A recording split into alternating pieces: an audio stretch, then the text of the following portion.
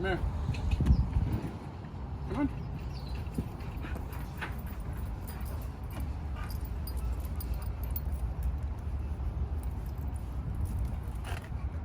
Okay.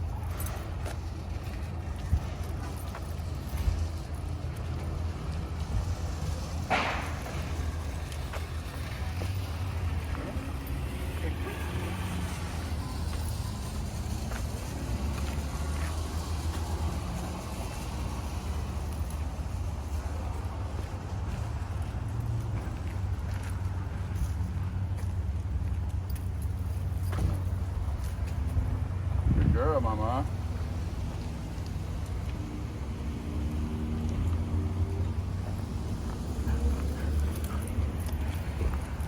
Oh, perfect. Perfect, dude. Get this shit.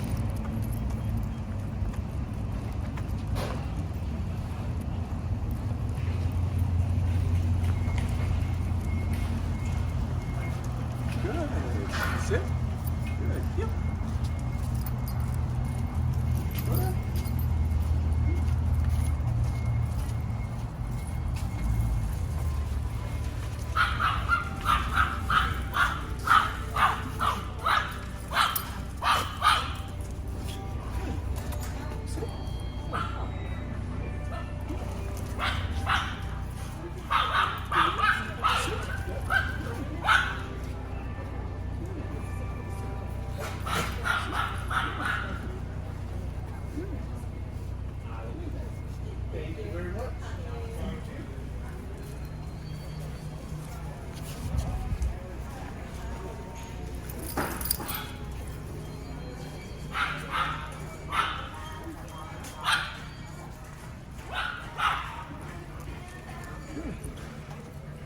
She sits.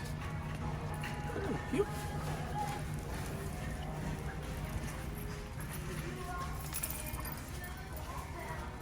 Perfect.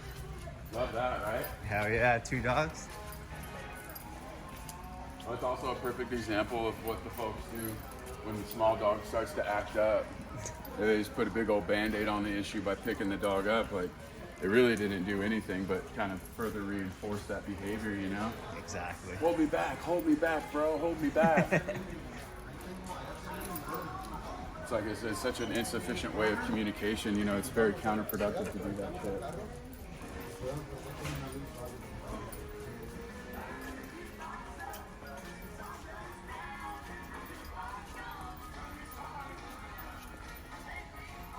But in review of what just happened there, if you're like, well, what's the strategy going into that?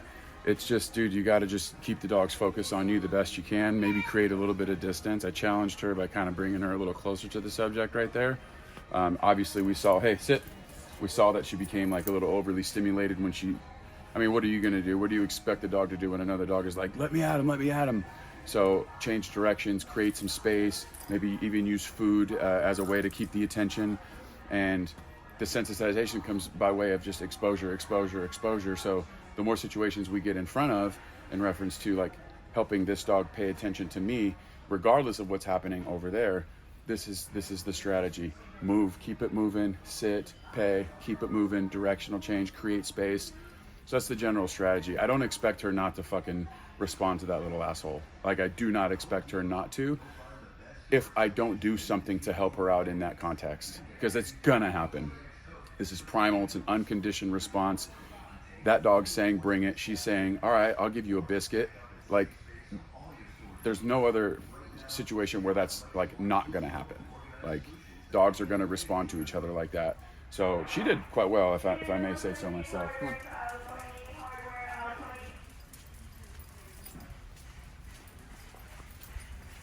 steady. Good.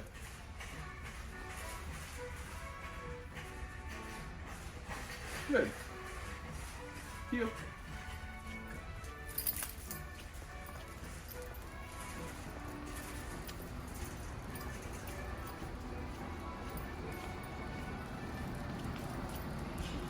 Up.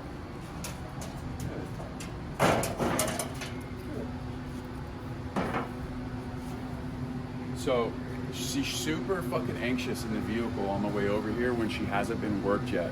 And one of the things I've been really trying to come up with a solution for her specifically in reference to helping her out in that way. How can I help my dog be a lot less anxious? Well, my only solution is to really work her mind. And so as you see, like we'll be cruising, hey, steady, we'll be cruising through here and enjoying ourselves and going on a nice walk, which really doesn't involve a whole lot of thinking on her end, unless of course we're like correcting her and making sure she stays in a heel position, which is essentially making her think about where she needs to be. So we're using our leash there, we're slowing her down because her pace tends to, you know, just like every other dog in existence, just being in a new environment is stimulating in itself. And then you add in everything else happening, the dogs, the people, the fucking all the things. So it's just a very stimulating environment. So she's going to be speeding up, and we just want to make sure that we continue to slow her down. I want her to be right here, like not like up here. So if we don't take it upon ourselves to slow her down manually, then she's just going to dictate the speed and the pace of it all, and that doesn't really do a whole lot in reference to making her think, and so she's not going to be as tired after the fact. So on the way over here, anxious as fuck, pacing all this and that in the van. Well, we're going to show at the end here how she is after we work her mind and make her think. Making a dog think is extremely tiring for them, and that's the other side of the fulfillment. It's like dog can run around all day in a stimulating environment, like at a dog park. There's not a whole lot of thinking. There's not a whole lot of management in that context. It's just high level arousal the whole time, and that's why people bring the dog home. They're like, my dog's still fucking full of it. Well, because there was nothing to make the dog think in that context. She's going to be tired as fuck, and we didn't do any running. And I feel like this is a very good approach in reference to, you know, helping her chill a little bit more in the vehicle. Here, good. Yep. Slow her down.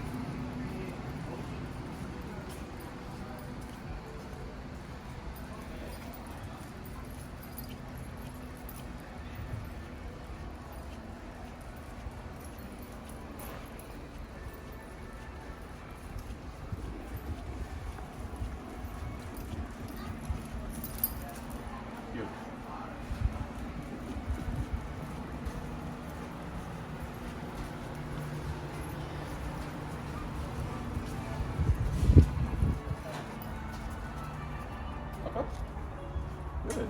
Up, up. Come on.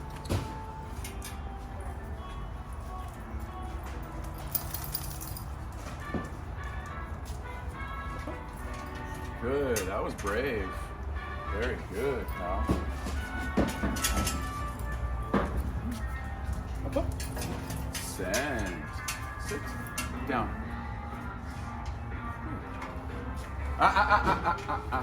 Down. Making her think. She just wants to make her own choice there. We're going to reinforce this. We've already gone over this part. Hey, down. A little bit of leash pressure. Not going to make her do it, but I'm going to apply a little bit of leash. Might even grab another piece of food. Hey. You guys are good. No problem.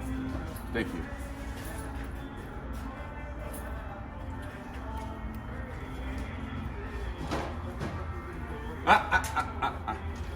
Down. Good. Nope. Down. A little bit of an unstable surface as well, so that's kind of like tweaking her out a little bit.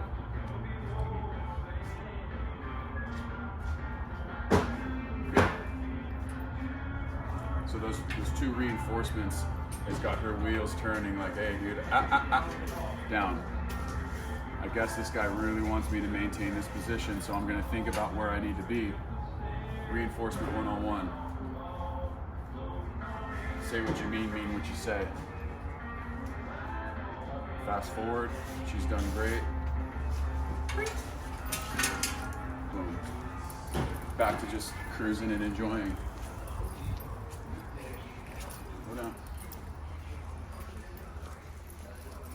All right, you can cut it for now, bro. Okay.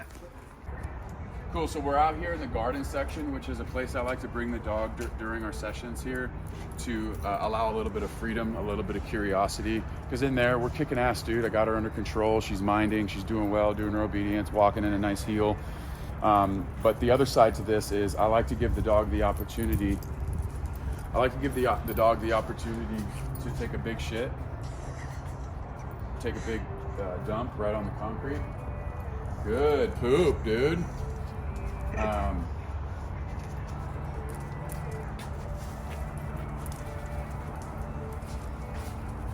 this is nice. This is good content here. You just never know when you might have a little, handy plastic bag just lying around, You got to pick up your dookie. But freedom with curiosity and freedom to kind of sniff around, and we're essentially using that as like a reward system. My dog took a shit, but I picked it up. Thanks, Andrew. Of course. My poop, my problem. So anyway, I'm gonna get to the point of this last segment here. She's been kicking ass, doing great, and then I'll just be like, freak! And then I'll just go to the end of the leash, and now I'm not really asking anything of her, and she could sniff around and show curiosity, and it just goes back to like, if you want a more socialized dog, a dog that becomes a little more acclimated to new environments, you got to give them the opportunity to do that. So if I don't come out here and just kind of give her this freedom to kind of look around and enjoy, use her seeking system and use that nose and sniff around and be a little goofball like this, it's just one of those things that I don't really fuck with. I got to let her do this. Okay, come on.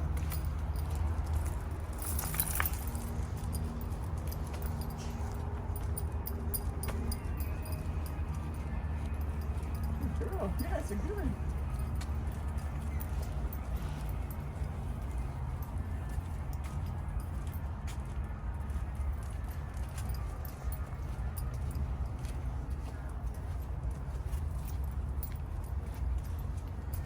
Anyway, I think you guys get the point. Sweet. Thanks, dude. That's what we're talking. No pacing, no anxiousness, no chaos in the mind. Just a nice worked, happy dog.